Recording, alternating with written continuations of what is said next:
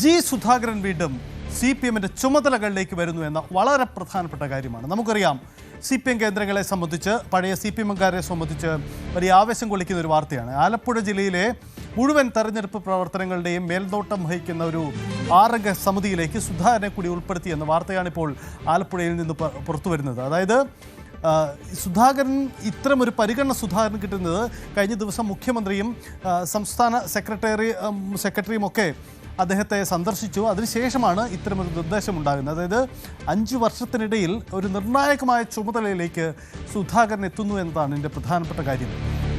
അതായത് ഈ സുധാകരൻ മാറി നിന്നു എന്നത് വലിയ തരത്തിലുള്ള ആശയക്കുഴപ്പം CPMൽ ഉണ്ടായതാണ്. നമുക്കറിയാം കഴിഞ്ഞ കുറേ ദിവസങ്ങളായി അദ്ദേഹം കഴിഞ്ഞ തവണത്തെ നിയമസഭാ തെരഞ്ഞെടുപ്പിന് ശേഷം പാർട്ടിയുമായി ഉണ്ടായിരുന്ന ഒരു അകൽച്ച പിന്നീട് വളർന്നു മാറുന്ന സാഹചര്യമാണ് നമ്മൾ കണ്ടത്.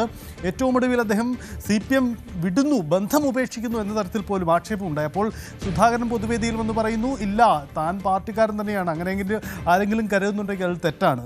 സുധാകരനെതിരെ പാർട്ടിയിൽ നിന്ന് തന്നെ ചില വിഭാഗങ്ങൾ സൈബർ ആക്രമണം നടത്തുന്നു. ഇതിലൊക്കെ അദ്ദേഹത്തിന് ആക്ഷേപമുണ്ട്.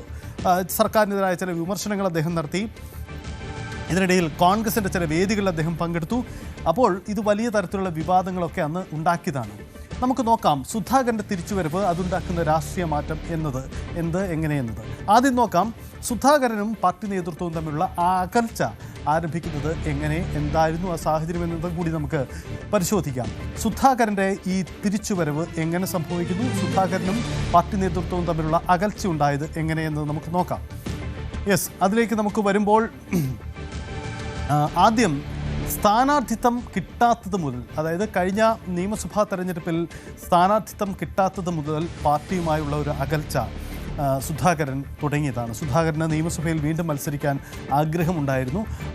ആഗ്രഹമുണ്ടായിരിക്കുമ്പോൾ തന്നെ അദ്ദേഹത്തിന് സീറ്റ് കിട്ടാതെ, അതായത് മുതിർന്ന നേതാക്കളെ മാറ്റി നിർത്തുക, ടേം വ്യവസ്ഥയിൽ മാറ്റി നിർത്തുക, ഏജ് ലിമിറ്റ് കൊണ്ടുവരിക, ഇങ്ങനെയുള്ള കാര്യങ്ങളൊക്കെ വന്നപ്പോൾ അദ്ദേഹത്തിന് മാറി നിൽക്കേണ്ടി വരുന്നു. പക്ഷേ അദ്ദേഹത്തിന് ചില പാർലമെൻ്ററി മോഹങ്ങൾ ഉണ്ടായിരുന്നു എന്ന ചില സൂചനകൾ ഉണ്ടായിരുന്നു. എന്തായാലും അപ്പോൾ മുതൽ തന്നെ ഒരു അകലം ആരംഭിച്ചു എന്നതാണ് സാഹചര്യം. പിന്നീട് സംഭവിച്ചത്, അദ്ദേഹം ഈ അമ്പലപ്പുഴയിൽ അദ്ദേഹത്തിൻ്റെ സ്വന്തം മണ്ഡലത്തിൻ്റെ പ്രചരണ രംഗത്ത് അത്ര സജീവമായില്ല എന്നൊരു ആക്ഷേപം കൂടി അന്ന് സുധാകരൻ നേരിട്ടു. പ്രചരണ രംഗത്ത് നമുക്കറിയാം ഐസക് നിന്ന് ഐസക് ഒഴിഞ്ഞതാണ്. പക്ഷേ ഐസക് പ്രചരണ രംഗത്ത് സജീവമായി ഉണ്ടായിരുന്നു. പക്ഷേ അമ്പലപ്പുഴയിൽ പ്രചരണ രംഗത്ത് അത്ര കണ്ട് സജീവമായിരുന്നില്ല ജി സുധാകരൻ എന്ന ആക്ഷേപം അദ്ദേഹം നേരിട്ടു. ഇതിനിടയിൽ മറ്റു ചില ആക്ഷേപങ്ങൾ കൂടി അദ്ദേഹത്തിനെതിരെ ഉണ്ടാവുകയും അത്തരം നീക്കങ്ങളും ഉണ്ടായി. മറ്റൊന്നുമല്ലാതെ അന്ന് പൊതുമരാമത്ത് വകുപ്പിനെ വിമർശിച്ചുകൊണ്ട് ഐസക് നടത്തിയ ചില വിമർശനങ്ങളാണ്. നമുക്കറിയാം മുൻ PWD മിനിസ്റ്ററാണ് ജി സുധാകരൻ. അന്നത്തെ തൻ്റെ പ്രവർത്തനങ്ങളുമായി താരതമ്യപ്പെടുത്തി ഇപ്പോഴത്തെ പ്രവർത്തനങ്ങളെ അദ്ദേഹം വെച്ചപ്പോൾ ചില വിമർശനങ്ങളായി ഇത് മാറി. അത് മന്ത്രി മുഹമ്മദ് റിയാസിനെതിരെയും സർക്കാരിനെതിരായ ചില വിമർശനങ്ങൾ കൂടിയായി മാറി എന്നതാണ് സാഹചര്യം. അപ്പോൾ ഐസക് ജി സുധാകരൻ ഉയർത്തിയ വിമർശനങ്ങൾ ആ തരത്തിൽ കൂടി പൊതുമരാമത്ത് വകുപ്പിനെതിരെയും രംഗത്ത് വന്നു. ഇതിനിടയിൽ അദ്ദേഹം പാർട്ടി നേതൃത്വത്തെ കൂടി വിമർശനത്തിൽ വെച്ചു. കാരണം മുൻകാല പ്രവർത്തനങ്ങളും ഒക്കെ മുഖ്യമന്ത്രിയൊക്കെ പരോക്ഷമായി വിമർശിക്കുന്ന രീതിയും ഭരണത്തെയും പാർട്ടി നേതൃത്വത്തെയും ഒക്കെ വിമർശിക്കുന്ന ചില ശൈലികളും രീതിയും അദ്ദേഹത്തിൻ്റെ ഭാഗത്തു നിന്നും ഉണ്ടാകുന്നു. തീരുന്നില്ല, കോൺഗ്രസിൻ്റെ വേദികളിലും അദ്ദേഹത്തിന് സാന്നിധ്യമുണ്ടാകുന്നു. കോൺഗ്രസിൻ്റെ വേദികളിലും അദ്ദേഹം പങ്കെടുക്കുന്നു. ഉദാഹരണം, തിരുവനന്തപുരത്ത് അദ്ദേഹത്തിന് കോൺഗ്രസ് പ്രവർത്തകർ അവാർഡ് നൽകുന്നു. കോൺഗ്രസ്സുകാർ ജി സുധാകരനെ പുകഴ്ത്തി രംഗത്ത് വരുന്നു. സുധാകരനാണ് യഥാർത്ഥ കമ്മ്യൂണിസ്റ്റ് എന്ന് പറയുന്നു. സുധാകരൻ പുറത്തേക്ക് വരണം, കോൺഗ്രസ് പാർട്ടിക്കാരനാവണമെന്ന ആവശ്യമായിരുന്നു. ഇങ്ങനെ പല സുധാകരനെ പുകഴ്ത്തിക്കൊണ്ടുള്ള നീക്കങ്ങളൊക്കെ ഉണ്ടാകുന്നു. പക്ഷേ അതിനൊക്കെ ഒടുവിൽ മറ്റൊരു സസ്പെൻസിലേക്കാണ് ഇത് പോകുന്നത് എന്നതാണ് സാഹചര്യം. ശരണ്യ സ്നേഹജൻ തുടരുന്നുണ്ട്. ശരണ്യ, വളരെ സുപ്രധാനമായൊരു നീക്കമാണ്. എന്തുകൊണ്ട് ജി സുധാകരനെ CPM ചേർത്ത് നിർത്തുന്നില്ല എന്ന ചോദ്യം രാഷ്ട്രീയ നിരീക്ഷകർക്ക് പൊതുവിലുണ്ടായിരുന്നു. കാരണം ഈ ഒരു ക്രൈസിസ് പീരീഡിൽ ഒരു തുറുപ്പ് ചീട്ടാണല്ലോ ജി സുധാകരൻ. പ്രത്യേകിച്ച് കോൺഗ്രസ് പുകഴ്ത്തിയ ഒരാളെ ഇനി തെരഞ്ഞെടുപ്പ് രാഷ്ട്രീയത്തിൽ വന്നാൽ തള്ളിക്കളഞ്ഞ് നിലപാടെടുക്കാൻ അവർക്ക് കഴിയുമോ എന്ന മറ്റൊരു ചോദ്യമുണ്ട്. എന്തുകൊണ്ടാണ് സുധാകരനെ വീണ്ടും CPM മുൻനിരയിലേക്ക് കൊണ്ടുവരുന്നത്?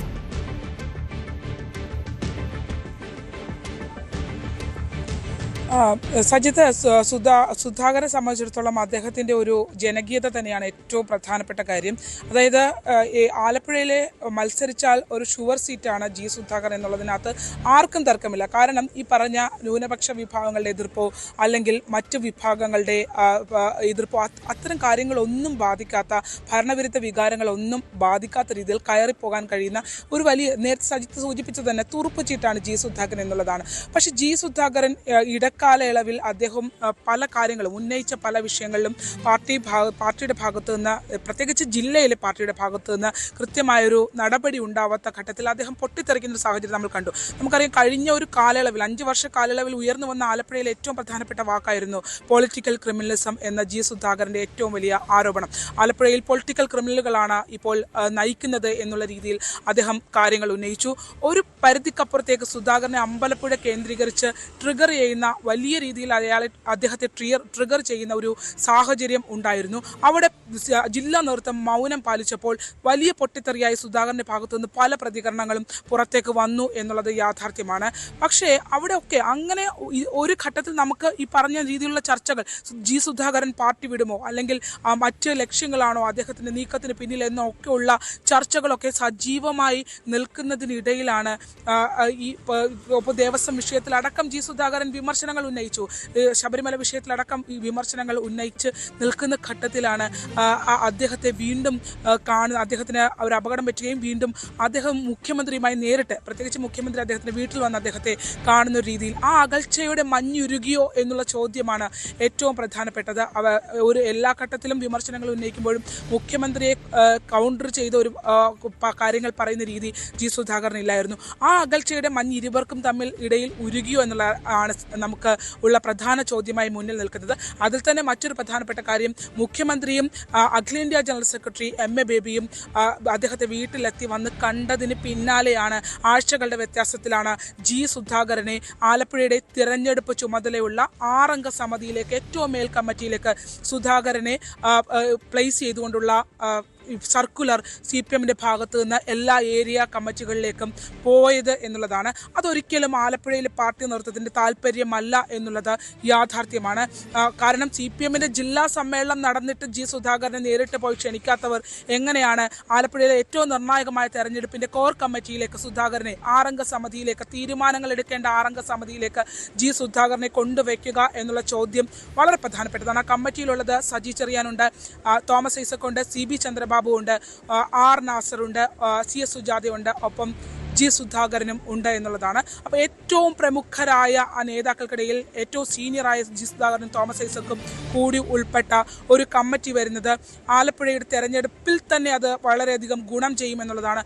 മറിച്ച് അതിനും അപ്പുറത്തേക്ക് സുധാകരനെ മത്സരിപ്പിക്കുന്ന ഒരു ആലോചനയിലേക്ക് കൂടി കാര്യങ്ങൾ എത്തുന്നുണ്ട് എന്നുള്ള സൂചന നമുക്ക് ലഭ്യമാവുന്നുണ്ട്.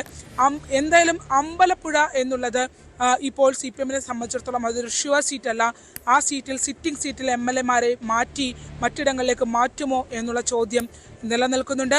കായംകുളവും പരിഗണിക്കാവുന്ന മണ്ഡലമാണ് ജി സുധാകരന് വേണ്ടി.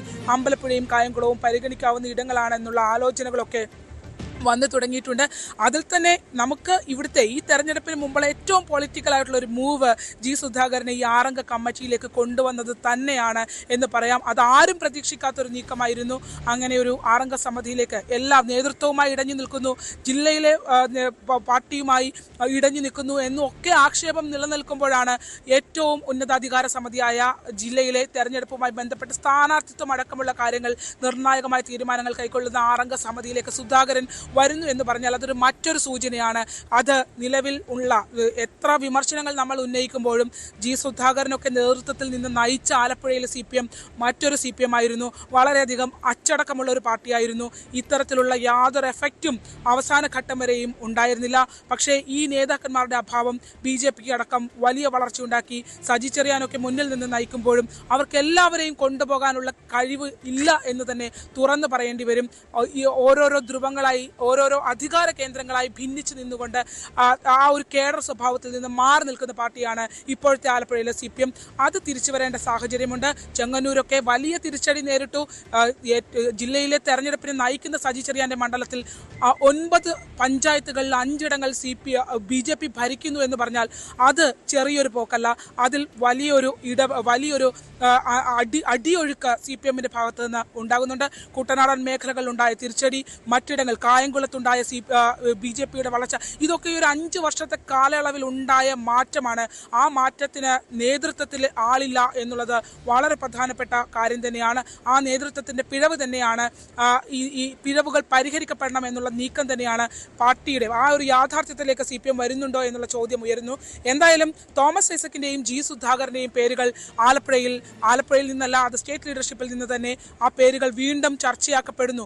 ഇനി വരാൻ പോകുന്ന സസ്പെൻസ് പട്ടികയിൽ ഇവർ ഉണ്ടാകുമോ എന്നുള്ള ചോദ്യമാണ്. തോമസ് ഐസക് ഏറെക്കുറെ ഉറപ്പിച്ചു കഴിഞ്ഞു. G സുധാകരൻ ആലപ്പുഴയുടെ ജില്ലയിലെ പാർട്ടി തെരഞ്ഞെടുപ്പിന്റെ ഏറ്റവും പ്രധാനപ്പെട്ട ചുമതലയിലേക്ക് കടന്നു വരികയും ചെയ്യുന്നു. 5 വർഷത്തിന് ശേഷം സജീവ പ്രവർത്തനത്തിലേക്ക്, സജീവ രാഷ്ട്രീയ പ്രവർത്തനം DC ഓഫീസിലേക്ക് എനിക്ക് തോന്നുന്നു G സുധാകരൻ ഇപ്പോഴുള്ളത് DC-ക്ക് നേരിട്ട് നിയന്ത്രണമുള്ള ജില്ലാ കോടതി ബ്രാഞ്ചിലാണ്. ആ ബ്രാഞ്ചിൽ നിന്നും ആലപ്പുഴ ജില്ലയുടെ തെരഞ്ഞെടുപ്പ് മുഴുവൻ നിയന്ത്രിക്കുന്ന ഏറ്റവും സീനിയർ നേതാക്കൾ, ഇപ്പോൾ അവിടെ ഉള്ള ആ കമ്മിറ്റിയിലുള്ള ഏറ്റവും സീനിയർ നേതാവായി G സുധാകരൻ വരുമ്പോൾ G സുധാകരന്റെ അഭിപ്രായങ്ങൾക്ക് വില കൽപ്പിക്കുന്ന ഒരു കമ്മിറ്റിയിലേക്ക് എത്തേണ്ട ഒരു സാഹചര്യം ഉണ്ടാകുന്നു. പക്ഷേ അതെങ്ങനെ ആലപ്പുഴ ജില്ലയിലെ പാർട്ടി നേതൃത്വം ഈ സർക്കുലർ ഇറങ്ങിയെങ്കിലും സുധാകരനെ നേരിട്ട് പോയി കാണുകയോ ഈ കമ്മിറ്റികളിലേക്കുള്ള കാര്യങ്ങളിലേക്ക് ഉള്ള അറിയിപ്പുകളോ കാര്യങ്ങളോ ഒന്നും ഇതുവരെ നൽകിയിട്ടില്ല. ഇനി സംസ്ഥാന നേതൃത്വത്തിന്റെ ആ ഇടപെടൽ ആലപ്പുഴയിലെ നേതൃത്വം ഇടപെട്ട് ചവിട്ടി ഒതുക്കുമോ എന്നുള്ള ചോദ്യം മുന്നിൽ നിൽക്കുന്നുണ്ട്. കാരണം സർക്കുലർ ഇറങ്ങിയിട്ട് ആഴ്ചകളായി G സുധാകരൻ ഇന്നലെ അദ്ദേഹത്തിന്റെ ആരോഗ്യസ്ഥിതിയിലേക്ക് പൂർണ്ണമായ ആരോഗ്യസ്ഥിതിയിലേക്ക് അദ്ദേഹം മടങ്ങി വന്നിട്ടുണ്ട്.